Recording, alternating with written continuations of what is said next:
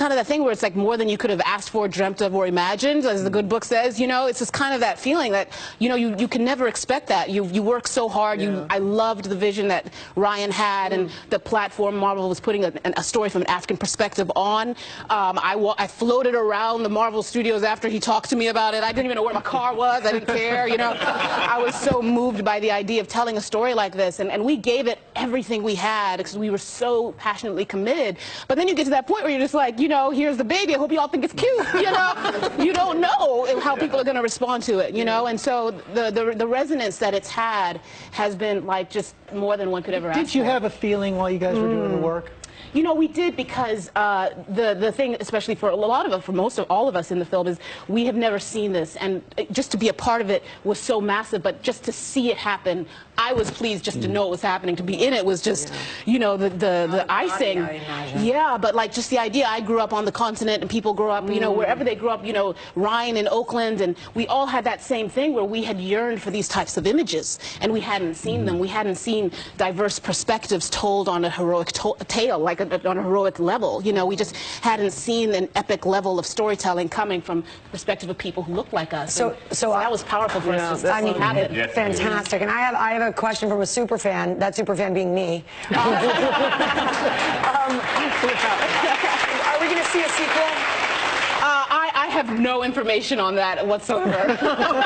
Sorry. I artfully say nothing these days. I like that. That's good. You're giving me a little... I got you.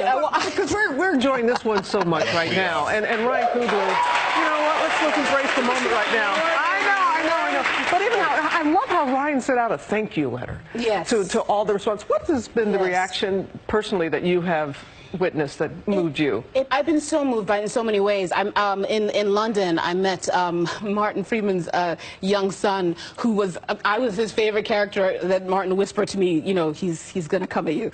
And this little boy just like he just entwined his hand in mine, his fingers in mine, and just held on to me so tight. And it's like, you know, this little British young man was just so in love with these characters and with this world, and it shattered any concept that, you know, these things can't transcend unless they're coming from one perspective.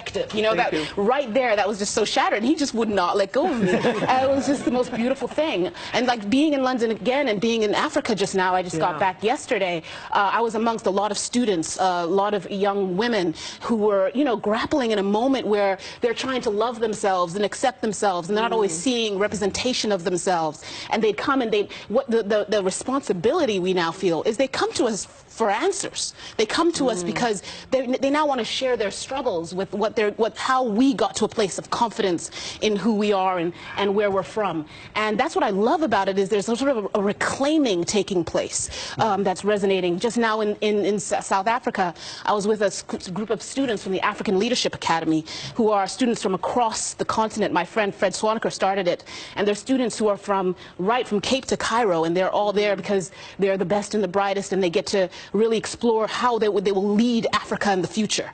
And they were all asking me all these questions, and they're looking at me like, you know, help us to really understand the pride in who we are and how we move our continent forward. And that's now what the responsibility comes with. It's now we have to encourage and edify as people are feeling the resonance in this film that's telling them to be proud of who they are and not believe the lie that they're deficient because they're different. Or less than. Wow.